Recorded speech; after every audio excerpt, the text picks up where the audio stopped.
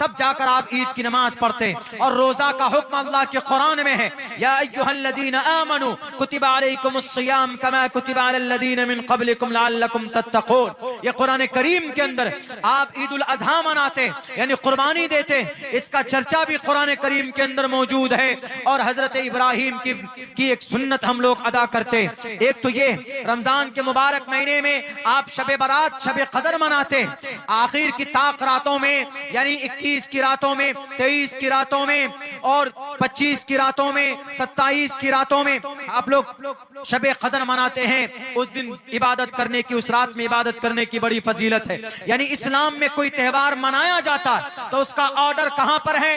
कुरान और हदीस में है, नबी की जिंदगी में है, सहाबा की जिंदगी में है, या उलमा हमारे इजमाए उम्मत में है, या क़यास शरई में है। लेकिन कोई काम मुसलमान ऐसा नहीं करता जो कुरान और शरीयत में ना हो। लेकिन हिंदू भाई उनको करवाया जाता है।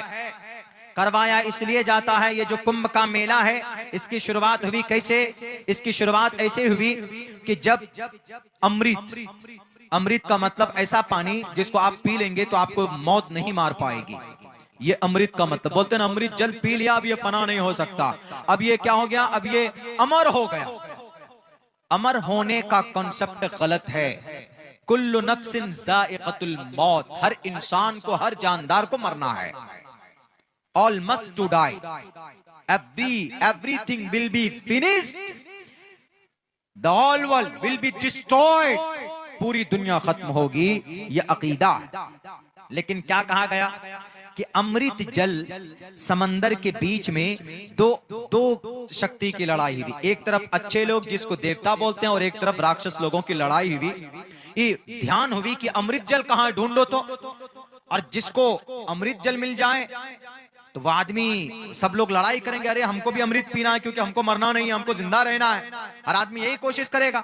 तो जब वो अमृत जल समंदर के अंदर ध्यान के दौरान मिला तो अमृत जल लेने के लिए लड़ाई हुई।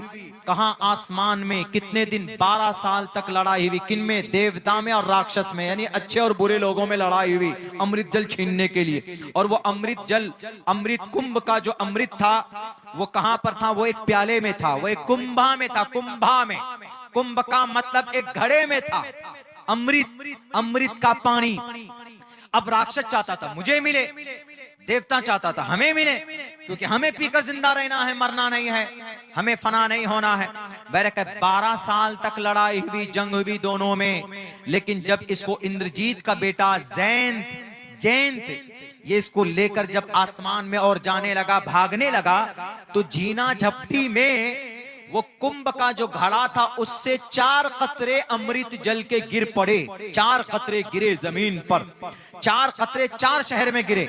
एक कतरा गिरा प्रयागराज में, इलाहाबाद में, दूसरा कतरा गिरा हरिद्वार में, तीसरा कतरा गिरा नासिक में, चौथा कतरा गिरा कहां? उज्जैन में। और कहां गिरा? नदी में। तो इसीलिए हिंदू भाई इन चारों जगहों में जाकर स्नान करते हैं, चूंकि यहाँ पर अमृत जल गिरा है और इस अमृत जल में हम अगर नहाएंगे तो हमारे पाप धुल जाएंगे।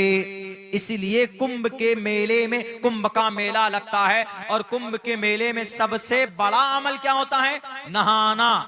अभी गुरु हम्मंतरी जी होम मिनिस्टर साहब भी कल ऐसे ऐसे करके नहा के गए, पानी छीट छीट करके गए। कौन? गृह मंत्री जी। कोई भी आदमी, हमने उनसे कहा उस दिन वहां पर प्रधान जी और जो लोग आए थे, हिंदू बिरादरी के बड़े तबके में आए थे, हमने कहा कि बताइए अगर कोई आदमी किसी की इज्जत लूट कर यानी बलात्कार कर कर जाकर कुंभ के मेले में नहा लेगा तो क्या उसके पाप धुल जाएंगे? या आदमी अपने समाज में किसी की जमीन पर कब्जा कर लिया, या किसी पर नाजायज केस डाल दिया, या किसी का मर्डर कर दिया, या किसी को गाली दे दी, किसी को बुरा भला कह दिया, अगर ये इतना बड़ा पाप करके जाएगा, दूसरों का नुकसान करके जाएगा कुंभ के मेले में, यानी 100 आदमी का मर्डर कर दो, कुंभ के मेले में जाकर नहा लो तो पाक हो जाएगा? पूरे गंगा मैया को पी लेगा तो भी पाक नहीं होगा। यही अकीदा इस्लाम में है। हम में भी क्या कहा जाता है? अरे कोई बात नहीं है, पैसे इधर उधर से जहां से आ रहे आने दो। लास्ट में क्या करता है हमारा मुसलमान? वीजा बनाकर चला जाता हज करने। और क्या बोलते? नहीं, तौबा तो दूर की बात है, तौबा करे तो माफ, तौबा भी करेगा नहीं होगा। कौन सा गुनाह? बताता हूं। हमारे यहाँ अकीदा क्या है कि अरे चलो हज करके आओ, हज करने जाओगे तो वहां से कैसे आता है हाजी लोग। अकीदा यही है ना हमारे इलाके में, हमारे मुसलमानों में, कि आदमी हज करने के लिए जब जाता है तो बड़ा गुनाह में लथपथ होता है, यानी गुनाहगार होता है।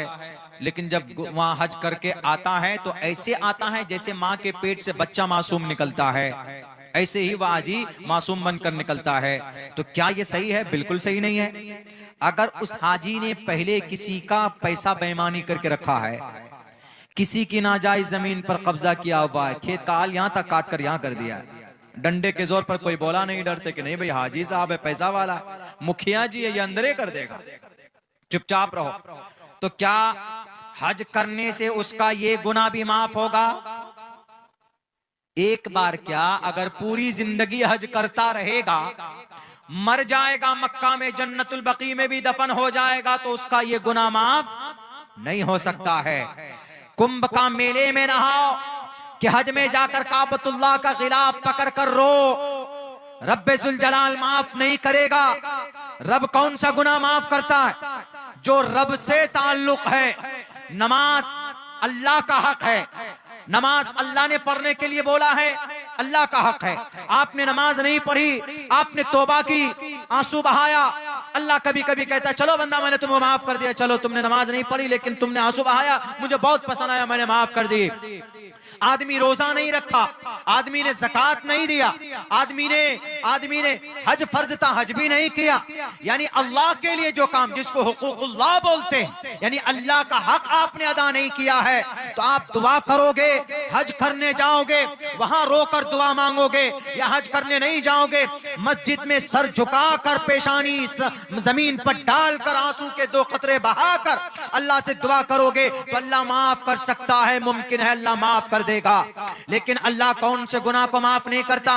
नाजायज तरीके पर किसी की जमीन हड़प लेना, किसी का पैसा बेईमानी करना, किसी को नाजायज तरीके पर केस कर देना, किसी को गाली देना, किसी को मारना, किसी का खून बहाना, किसी को थप्पड़ मारना, किसी को बुरा भला कहना, यानी आपकी जात से अगर दूसरे बंदे को तकलीफ पहुंची है कोई, तो अगर मुसलमान हज करने चला जाए, वहां पर दफन हो जाए, या पूरी जिंदगी 50 मरतबा हज कर ले, या हमेशा हर वक्त नमाज में मशगूल रहे, या उनकी जुबान पर हमेशा कुरान करीम की आयत रहे, यानी नेकियों के अंबार लेकर रब के पास हाजिर होगा, उससे ज्यादा किसी के पास नेकियां नहीं होंगी। लेकिन किसी को तकलीफ जरूर दी है इस दुनिया के अंदर में, किसी की जमीन को हड़प लिया है, रिश्वत की थैली देकर केस करवाया है, केस जीत लिया है, अपने पावर के बलबूते पर किसी का घर तोड़ दिया है।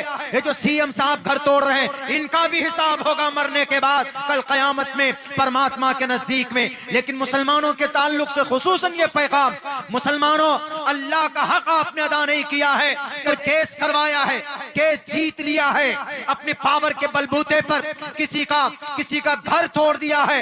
ये जो सीएम साहब घर तोड़ रहे हैं, इनका भी हिसाब होगा मरने के बाद, कल कयामत में, परमात्मा के नजदीक में। लेकिन मुसलमानों के ताल्लुक से खुसूसन ये पैगाम, मुसलमानों अल्लाह का हक आपने अदा नहीं किया है, तो दुआ मांगोगे, तौबा करोगे तो अल्लाह माफ कर देगा। लेकिन अगर किसी बंदे का हक आपके ऊपर है, तो मरने से पहले अगर उस बंदे ने माफ नहीं किया है, तो कल कयामत में आपको देना पड़ेगा। रब्बे जुल जलाल के माफ करने से भी अल्लाह माफ करेगा ही नहीं। अल्लाह तो साफ कहेगा, जिसका तुमने हक लिया है उसके पास जाओ पहले, मैं माफ नहीं करूंगा। तो बंदे का हक माफ नहीं करता रब, चाहे आप हज करने जाओ, चाहे कुंभ के मेले में स्नान कर लो। मिस्टर प्राइम मिनिस्टर, ये सारे नेता जो इस दुनिया के ऊपर जुल्म ज्यादती किए हुए बैठे हैं लोगों के ऊपर, ये कुंभ के मेले में नहा लें कि गंगा को पी पी कर पेट फुला लें, तब भी इनका पाप नहीं धुल सकता। इसलिए कि परमात्मा का सिद्धांत है, परमात्मा का कानून है। खुले लफ्जों में युनहा पिता जनिता युविधाता धामानि वैद भूनानि विश्वायु देवा नाम नाम दायक इवतम सम प्रश्नम भूना यंतयन्या। परमात्मा के पास सबको जाना है। अल्लाह के पास जाना है कि नहीं जाना है? अल्लाह के पास सबको जाना है। और अल्लाह के पास जाने के बाद क्या, जब आदमी को, मुसलमानों का इस्लामिक शरीयत में ये कानून है, ये ज़ाब्ता है कि जब मुसलमान को मरता है कोई, जब उसको कब्र में रख कर मट्टी डालकर जब लोग उससे आने लगते हैं, वहां से कुछ दूर हो जाते हैं, तो फौरन सवाल जवाब शुरू हो जाता है, पूरे एकदम उसी वक्त से शुरू हो जाता है। इसीलिए रब के पास जान गई, रब के सामने में तुम्हें हाजिर होकर एक एक अपनी जिंदगी के एक एक लम्हे का हिसाब देना पड़ेगा। इसीलिए मैं मुसलमानों से कहता हूं कि मेरे मुस्लिम भाइयों, आपकी मदद कोई नहीं कर सकता है, अल्लाह आज भी आपकी मदद कर सकता है, लेकिन शर्त यही है कि आप कुरान और सुन्नत के मुताबिक जिंदगी गुजारो। खुसूसन नौजवानों से मेरी गुजारिश रहती है, हजरत वाला तशरीफ लाए क्या? मौलाना नहीं आए तशरीफ? सबक हासिल करने की जरूरत है। कहां? हमास के नौजवानों से। सिर्फ 5000 नौजवान, सिर्फ 5000, लेकिन उन्होंने ऐसी नाक में नकील डाल दी है उनकी, इसराइल को उनकी शर्त पर जंग को बंद करना पड़ा। यानी हमास के नौजवानों की शर्त पर जंग बंद करना पड़ा। और हमारा नौजवान तो ऐसा है कि नमाज का, उनसे पूछ लीजिए वजू में कितना फर्ज है, नहीं बता पाएगा हमारा बच्चा। जब मुसलमानों का कुरान और शरीयत से इतना कमजोर रिश्ता हो जाता है, तो अल्लाह तबारक व ताला की तरफ से मदद फिर नहीं आती। आपके गांव में कोई परेशानी आएगी, अल्लाह की तरफ से मदद नहीं आएगी। क्यों? क्योंकि आपके अल्लाह से आपका मामला मजबूत नहीं है। अगर मेरे ऊपर कोई परेशानी आएगी, मेरे ऊपर कोई दिक्कत आएगी, तो अल्लाह की तरफ से मेरे ऊपर कोई मदद नहीं आएगी, क्योंकि मेरा रिश्ता अगर अल्लाह से कमजोर है। अल्लाह से जितना रिश्ता मजबूत होगा, और अल्लाह से रिश्ता कैसे मजबूत होगा? क्या किसी मीडिएटर को भेजना होगा? अल्लाह के पास कि रिश्ता मजबूत कर लीजिए, नहीं। अल्लाह ने जिन कामों को करने के लिए कहा है वो करना है, जिन कामों को करने के लिए मना किया उन कामों से बचना है। जब ये काम मुसलमान करेंगे तो अल्लाह तबारक व तआला की तरफ से नुसरत और मदद आएगी, और आती है, जरूर आती। अल्लाह अपने नेक बंदों को छोड़ता नहीं। अल्लाह तबारक व तआला अपने बंदों को कभी भी अकेला नहीं छोड़ता। अल्लाह की तरफ से नुसरत होती, अल्लाह मदद जरूर करता। अल्लाह की मदद लेने के लिए ईमान का मजबूत होना और अच्छे अमल का होना बहुत जरूरी। मेरे भाइयों, बस मैं आपको इस जलसे के माध्यम से पैगाम देना चाहता हूं कि जो अब तक जिंदगी गुजर गई, अब जो हमारी नई